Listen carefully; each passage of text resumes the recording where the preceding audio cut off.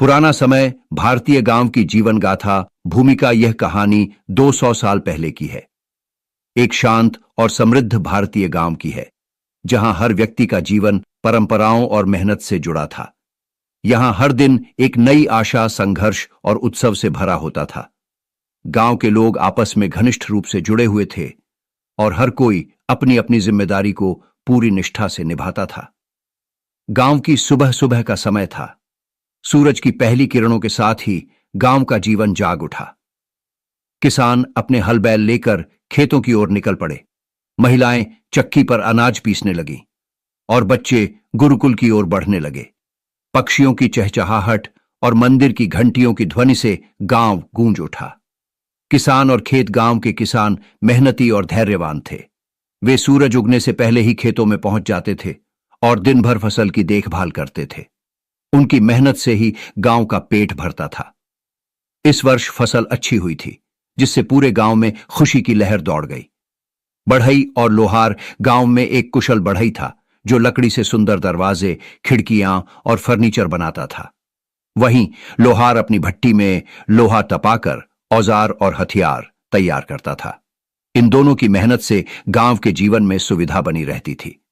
कुम्हार और बुनकर, कुम्हार अपने चाक पर मिट्टी से सुंदर घड़े और दिए बनाता था, जिससे गांव की जरूरतें पूरी होती थीं।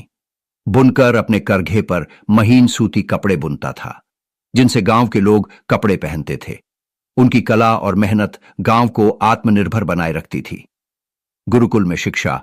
गांव का गुरुकुल एक विशाल वटवृक्ष के नीचे था। गुरुजी बच्चों को संस्कृत के श्लोक, गणित और नैतिक शिक्षा सिखाते थे। बच्चे ताड़पत्रों पर लिखकर शिक्षा ग्रहण करते थे। वे भविष्य के लिए तैयार हो रहे थे ताकि गांव का विकास हो सके। बाजार में चहल पहल। गांव का साप्ताहिक बाजार पूरे गांव के लिए उत्सव जैसा होता था। यहां फल, सब्जियां, कपड़े, मसाले और मिट्टी के बर्तन बिकते थे। महिलाएं सौदेबाजी करती, बच्चे मिठाइयां लेने के लिए मचलते और पुरुष विभिन्न सामान खरीदते।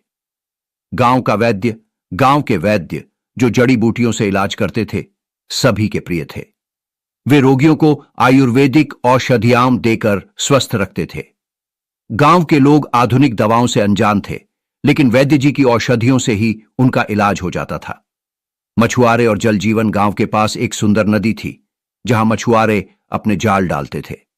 सुबह सुबह वे नाव लेकर नदी में निकलते और शाम को ताजी मछलियां बेचने के लिए बाजार लाते। उनकी मेहनत से गांव के लोगों को पोषण मिलता था। विवाह और उत्सव। गांव में एक बड़े किसान के बेटे का विवाह तय हुआ। पूरा गांव इस आयोजन में शामिल हुआ। मंडप को फूलों और दियों से सजाया गया। ढोल नगाड़ों की आवाज गूंजने लगी और बारात नाचते गाते दुल्हन के घर पहुंची। विवाह के बाद पूरे गांव के लिए बड़े भोज का आयोजन किया गया। फसल कटाई का पर्व। फसल कटने के बाद गांव में बड़ा उत्सव मनाया गया। किसान खुश होकर नाचने गाने लगे। महिलाओं ने गुड़, चावल और तिल से स्वादिष्ट पकवान बनाए। इस दिन पूरा गांव एक परिवार की तरह एक साथ आया और ईश्वर को धन्यवाद दिया। गांव की रात्रि और सुखद अंत। दिन भर की मेहनत के बाद रात में गांव के लोग चौपाल में बैठकर कहानियां सुनते थे। चांदनी रात में बच्चे अपने बुजुर्गों से दंत कथाएं सुनते और महिलाएं आंगन में बैठकर चूल्हे की आग में हाथ तापती। धीरे धीरे पूरा गांव गहरी नींद में सो जाता और अगले दिन की तैयारी शुरू हो जाती।